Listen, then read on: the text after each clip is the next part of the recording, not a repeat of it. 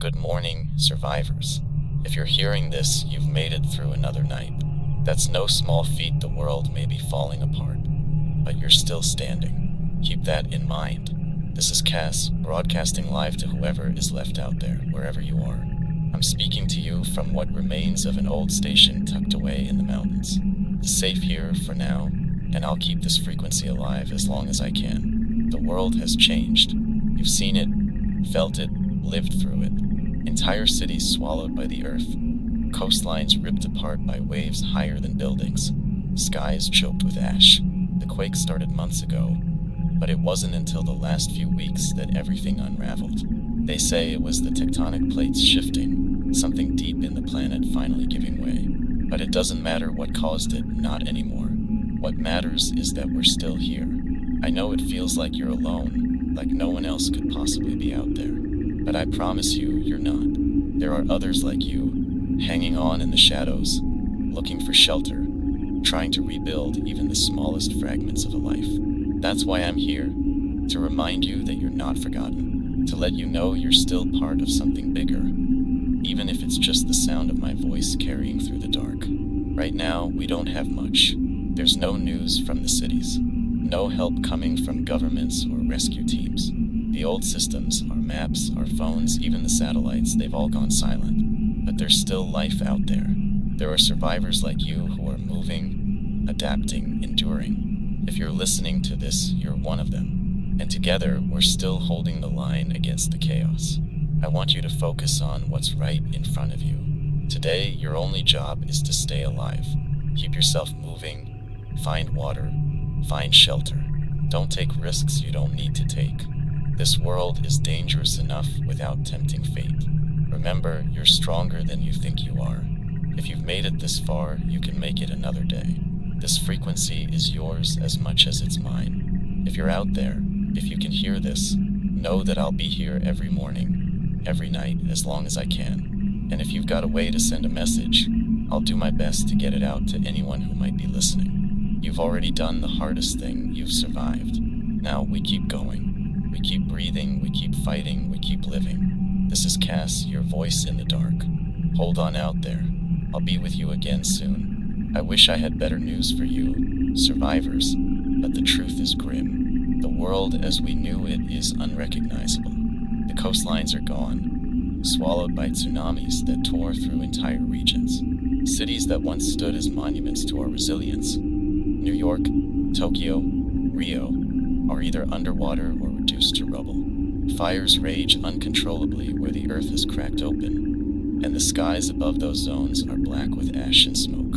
I've been piecing together what I can from the fragments of transmissions still coming through. It sounds like the tectonic plates have shifted in ways no one could have predicted.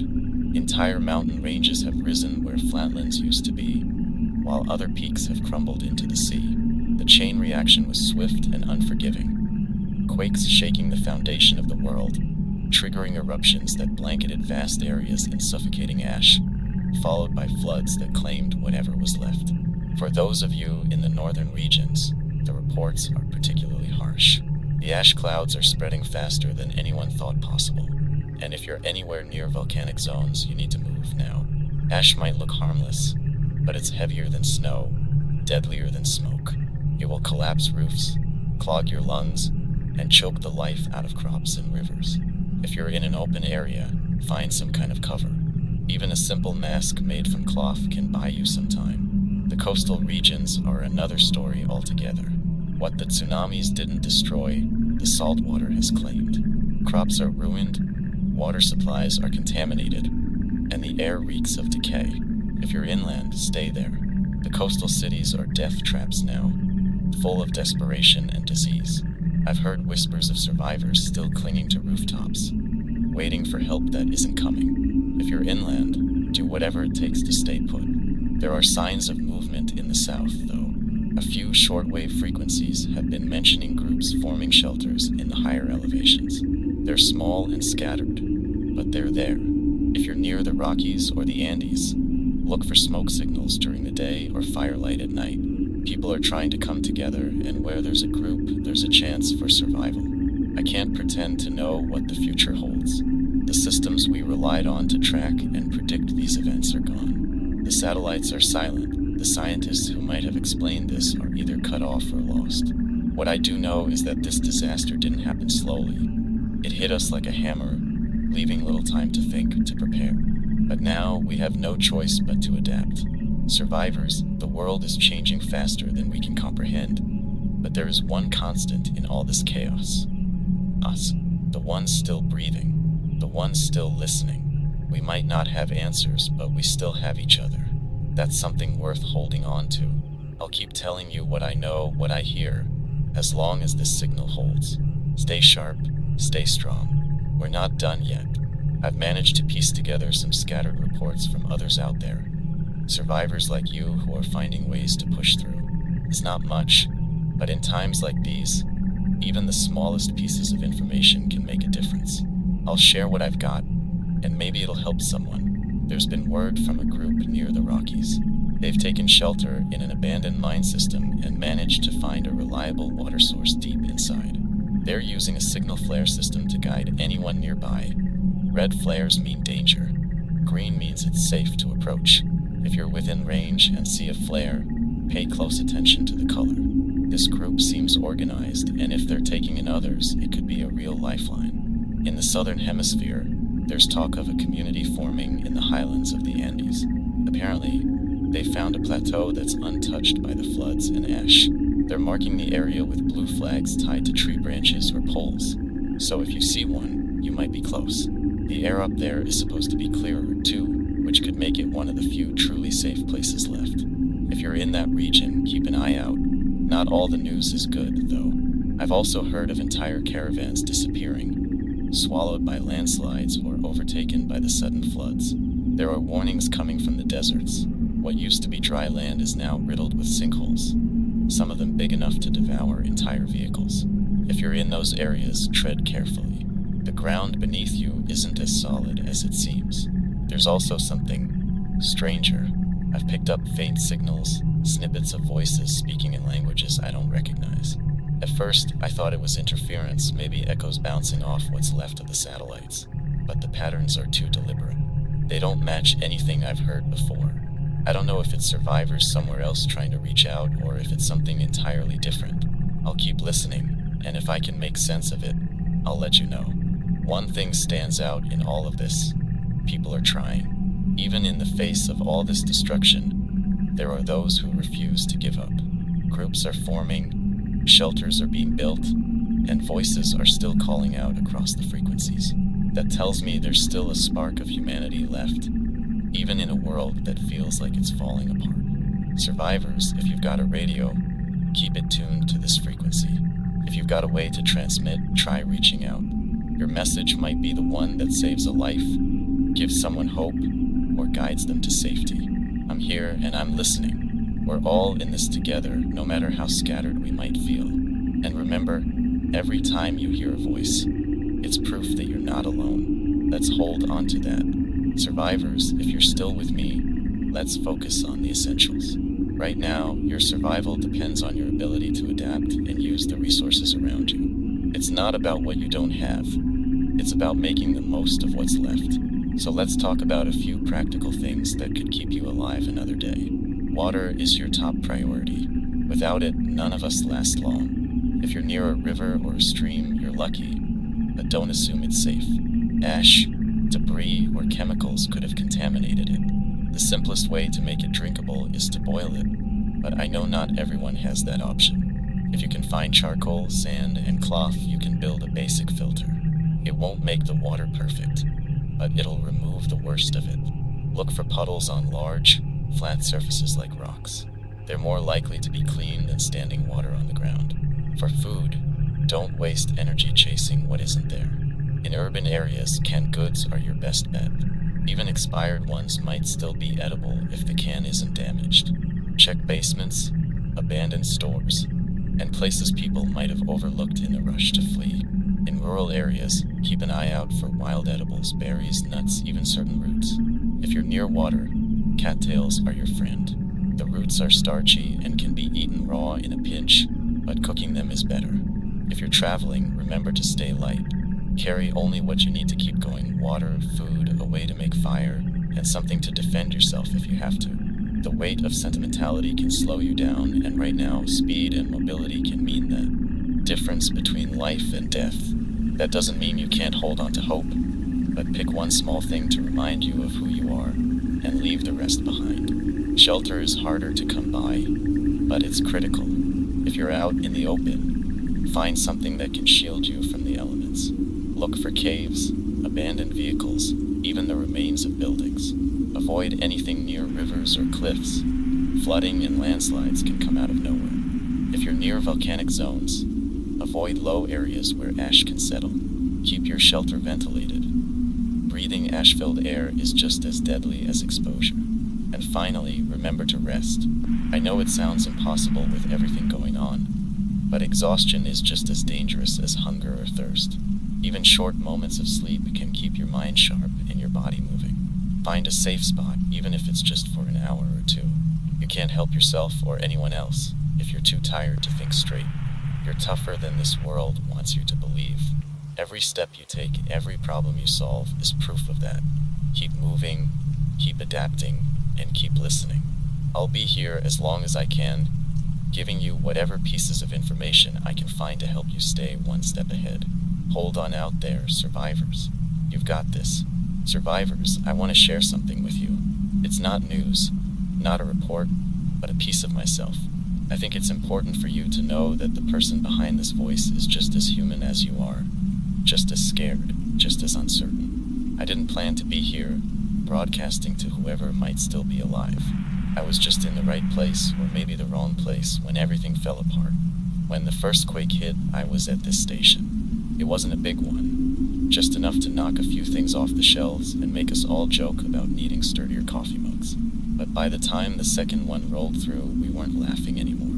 The lights went out, the ground felt like it was being pulled apart beneath us, and all we could do was hang on and hope the building didn't collapse. The others here left when it was clear the world outside was breaking. They wanted to find their families, their friends, and I don't blame them for that. I wanted to go too, but the roads were already gone, swallowed by cracks or buried under landslides. This station, old and creaky as it is, turned out to be one of the safest places I could have been. I remember the first night alone. It was too quiet, except for the occasional rumble of aftershocks. I had a flashlight, a bottle of water, and a half-eaten granola bar in my bag. I didn't know how long the generator would hold. Didn't know if anyone would even be listening if I managed to get the equipment working again. But I decided to try. The first broadcast was short, shaky. I didn't know what to say, what to offer, but I figured that if I was still alive, someone else must be too. That was the only thing that kept me going. The thought that maybe, just maybe, someone out there would hear my voice and feel a little less alone. And here I am, weeks later, still speaking into the void, hoping it reaches someone. It's strange, isn't it? How a voice, just a voice, can feel like a lifeline. I don't know your names, your faces, or your stories, but I feel connected to each of you. Every word I say, every report I share, is for you. I want you to know that I'm not a hero. I'm just a person trying to survive, just like you. I have moments where the fear feels like it's too much, where the weight of it all presses down so hard I can barely breathe. But then I remember that you're out there, listening, holding on. And if you can do it, so can I. Survivors, we're in this together. We may be scattered, but we're not alone. Every voice matters. Every life matters. Keep holding on, because as long as we're here, there's still hope. And hope, even in the smallest dose, is enough to keep going. Stay with me. We'll face this together. I've been receiving messages. Survivors. They come through faint and fragmented, often just bursts of static and broken words. But they carry something powerful. Proof of life. Proof that you're still out there. I want to share a few of them with you now, not just to keep you informed, but to remind you that we're not as isolated as it might feel. One came from a voice trembling with exhaustion, but alive. To anyone in the eastern foothills, they said, "We've set up camp near the old dam. There's fresh water here, and we've rigged up some shelter with tarps and scrap wood. We'll light a fire at dusk each night. If you see the smoke, you're close. They didn't say their name, but their words carried hope. If you're in that area, watch for the signs. Another message, shorter but just as urgent, came through late last night. I'm looking for my daughter. Blonde hair, red jacket. Her name's Amelia. Last seen near the old bus depot south of the city. The voice cracked before cutting off, but the determination was unmistakable. If you've seen a young girl in a red jacket, maybe, just maybe, you can help reunite them. There was also a voice from the north, steady and calm despite the chaos. We found a cave system. It's deep and safe from the ash. We're leaving marks on the rocks outside. A circle with an arrow. If you see it, follow the direction. There's room here for more. It's not much, but it's something. A breadcrumb trail for anyone desperate for safety. These messages remind me that even in the face of all this destruction, we're still reaching for each other. The instinct to connect, to help, to survive together. It's what sets us apart from the chaos around us. If you have a way to send a signal, no matter how faint, don't hesitate. Someone might be listening. Someone who needs to hear your voice just as much as you need theirs. I can't promise that every message will reach its intended audience. The airwaves are a mess, full of interference and broken transmissions. But even if your words fall into the static, they still mean something. They're proof that you're alive, that you're trying, that you haven't given up. And for those of you listening who don't have the means to send your own message, know this, you're still part of the story. You may feel invisible, but you're not. Every choice you make to keep going, every moment you endure, adds to the collective fight for survival. You matter even if no one's calling your name right now. I'll keep sharing these messages as they come through. I'll keep amplifying your voices, connecting the dots, and reminding us all that we're not alone. Survivors, stay alert, stay hopeful, and stay listening. There's still a world out there waiting for us to rebuild. And as long as I'm here, I'll make sure your voices are heard. Survivors, I need to tell you about something strange. It's been gnawing at me for days, and I can't make sense of it. At first, I thought it was just interference, maybe echoes from distant broadcasts bouncing off the ash-filled skies. But it's not that. It's something else, and I don't know what to make of it. I started picking it up a few nights ago. A faint, rhythmic sound, almost like tapping or a pulse. Comes and goes, never staying long enough for me to fully catch it. But it's deliberate. It doesn't fit the random chaos of static or the broken fragments of other survivors' messages. It feels purposeful, and that's what's unsettling. The pattern repeats every few minutes, steady and unchanging. I've tried to decode it, but it doesn't match anything I know. No Morse code, no recognizable language. Nothing that gives me a clue about where it's coming from or who might be sending it. But someone or something is out there and they're trying to be heard. Part of me wants to believe it's a beacon, maybe from one of the last strongholds of humanity. A signal from people who found safety, a place untouched by the worst of this disaster. But another part of me wonders if it's a trap. Desperation can make people do terrible things, and not every survivor out there has good intentions. I have to be careful, but I also can't ignore it. If there's even a chance it's a call for help, I owe it to you, to all of us, to figure out what it means. If you've been picking up the same signal, let me know. Maybe together we can piece together its purpose. If you haven't, don't go looking for it. There's enough uncertainty in the world without chasing ghosts. Stay focused on what you can control, your safety, your survival, the people around you. I've been thinking about what this signal means in the bigger picture. It's easy to get lost in the fear, to let the unknown paralyze you. But the fact that someone, somewhere, is sending anything at all, that says something.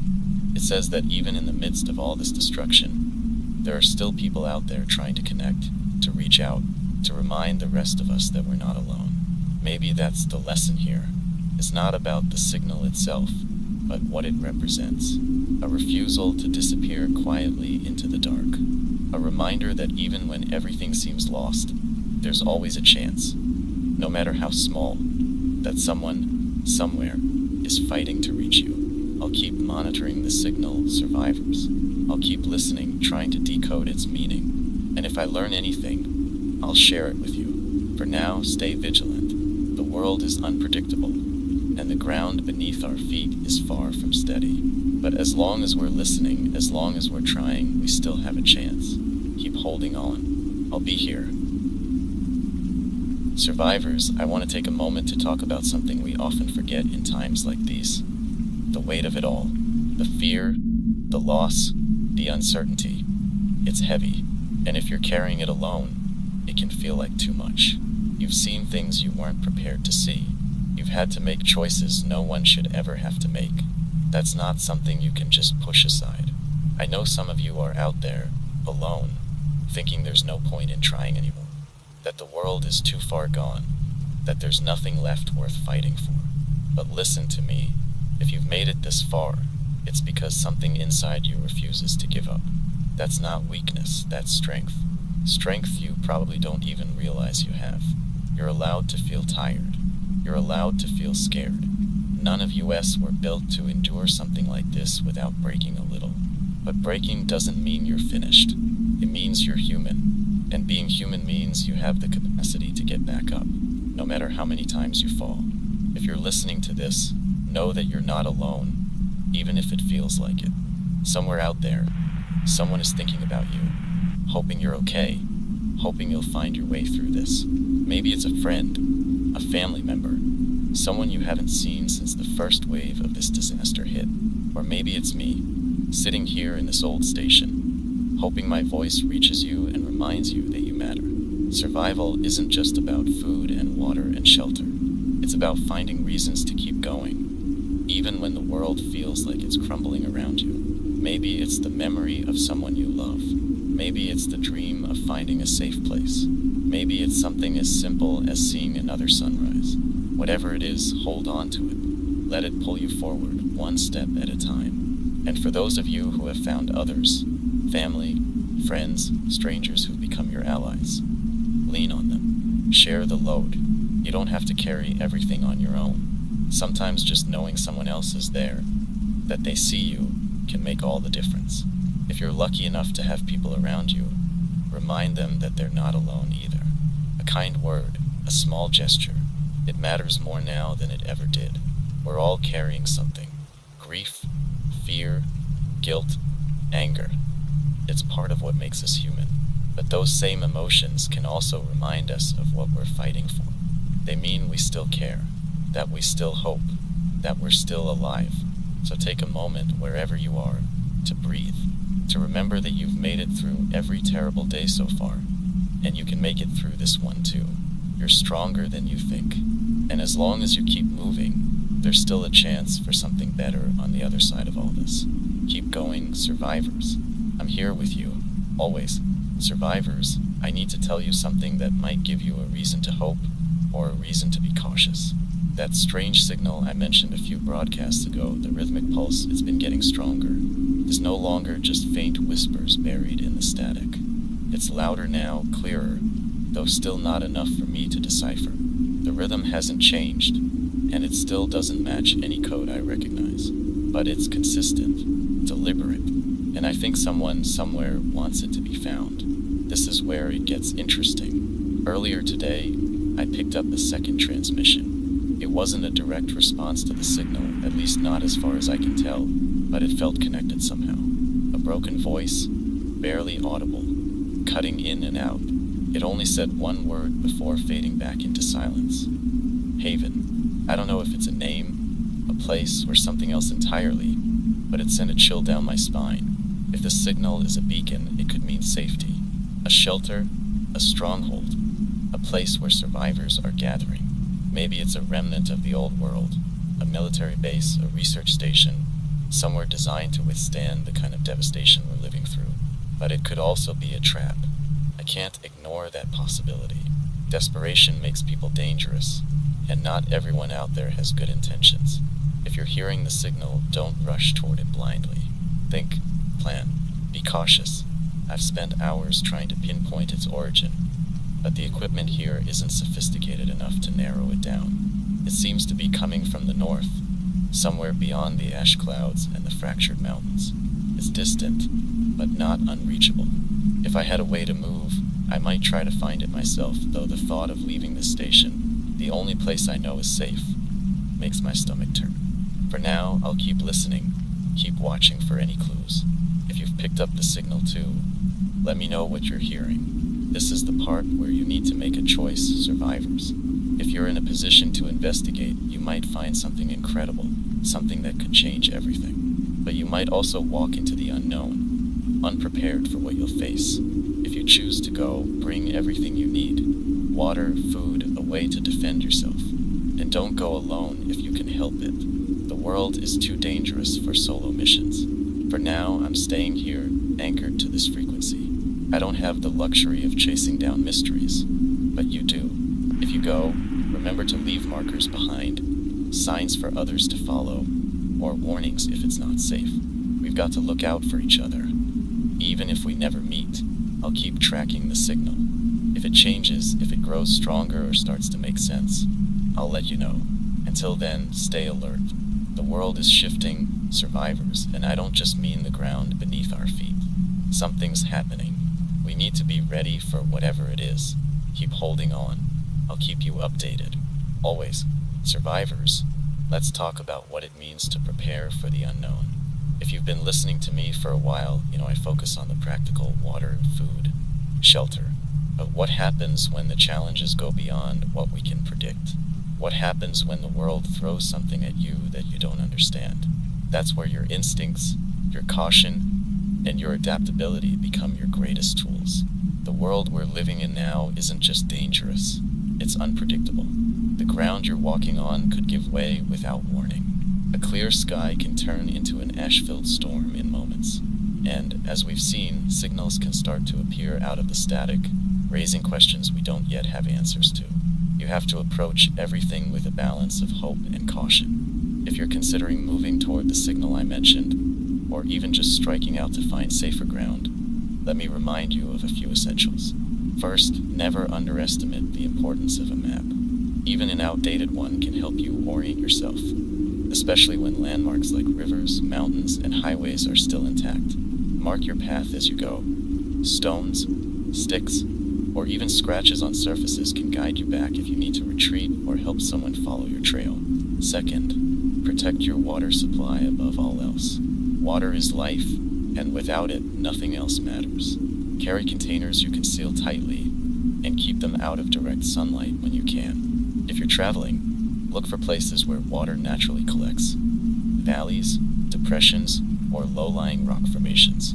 Even if the water looks clear, treat it. Boil it, filter it, or use any purification methods you can. Never take a chance on contaminated water. Third, and this one's just as critical, always be aware of your surroundings. Listen to the world around you. Nature has a way of warning you about danger if you're paying attention. Birds fleeing in large numbers might mean something's coming: a storm, a predator, or even another quake. Watch the trees, the clouds, the ground. They're speaking to you if you know how to look. And lastly, don't ignore your gut. If something feels wrong, it probably is. Maybe it's the silence where there should be sound, or a path that feels too easy to follow. Your instincts are sharp, sharper than you might realize. Trust them. They've gotten you this far. There's something else I want to say about moving forward, and it's not about what you carry in your bag or how you prepare for the road ahead. It's about what you carry in your mind. Hope, fear, doubt. They're all part of the journey. Don't let fear stop you from taking the next step, but don't let hope blind you either. Balance the two. Be brave, but be smart. Be hopeful, but stay grounded. Survivors, the unknown is terrifying, but it's also where possibility lives. Every step you take is a gamble, but it's also a chance to find something better. Keep moving, keep thinking, and keep listening. The answers might be closer than you think. I'll be here, waiting to hear what you find. Stay safe, stay strong, keep going. Always, survivors, the signal I've been tracking has changed. It's stronger now, clearer, and I'm starting to think it's more than just random noise in the static. There's a pattern to it, a rhythm that repeats over and over again, almost like a heartbeat. It doesn't feel like a mistake or a malfunction. Someone, somewhere, is sending it with purpose. The rhythm isn't the only thing that's changed. Earlier tonight, I caught what sounded like a voice cutting through the signal. It was faint, broken by interference, but it was there. A single word repeated twice. Haven, the same word I mentioned before, is not much to go on, but it's enough to keep me listening. Haven, is it a place? A warning? Promise? I don't know yet, but it feels important. I've been thinking a lot about what Haven could mean. If it's a place, then it could be what so many of us have been hoping for. A refuge, somewhere untouched by the chaos, somewhere we can start to rebuild. But I have to remind you, survivors, not to let hope make you careless. If Haven is real, it won't be easy to reach, and it might not be what we expect. The world has a way of twisting even the best intentions into something dangerous. If you're hearing the signal too, or if you've picked up the same word, let me know. Maybe together we can piece this puzzle together. Maybe you've seen something, heard something that I haven't. The more we share, the closer we might get to understanding. And if you're thinking of following the signal, please be careful. Take everything I've said before to heart. Plan your route, carry your supplies, and don't go alone if you can help it. For those of you staying put, I know it might feel like you're missing your chance at something better. But remember, survival is about playing the long game. Sometimes the best choice is to wait, to watch, to let others clear the path ahead. There's strength in patience, and there's wisdom in knowing when to move and when to stay still. I wish I could give you more survivors. I wish I had answers instead of more questions. But what I can give you is this: we're not done yet. Whoever's sending this signal, they're still trying. And as long as they're trying, so are we. That's something, isn't it? Proof that even in the darkest times, someone out there believes in the possibility of connection. Keep listening, keep watching, and keep hoping. I'll keep tracking the signal, and I'll share whatever I learn. If Haven is out there, we'll find it together. And if it's not, well, we'll still have each other. That's something worth holding on to. Stay safe, survivors. Keep breathing, keep moving, and don't lose sight of the fight ahead. I'm with you always, until the next transmission. Survivors, this may be my final broadcast for a while. The signal I've been tracking has become impossible to ignore. It's not just a pulse anymore. It's alive with fragments of sound, bursts of static that almost feel like a voice trying to break through. And then, just an hour ago, it came again. Haven. This time, louder, clearer, as if whoever's behind it wanted to make sure we heard it. I've spent all night debating what to do.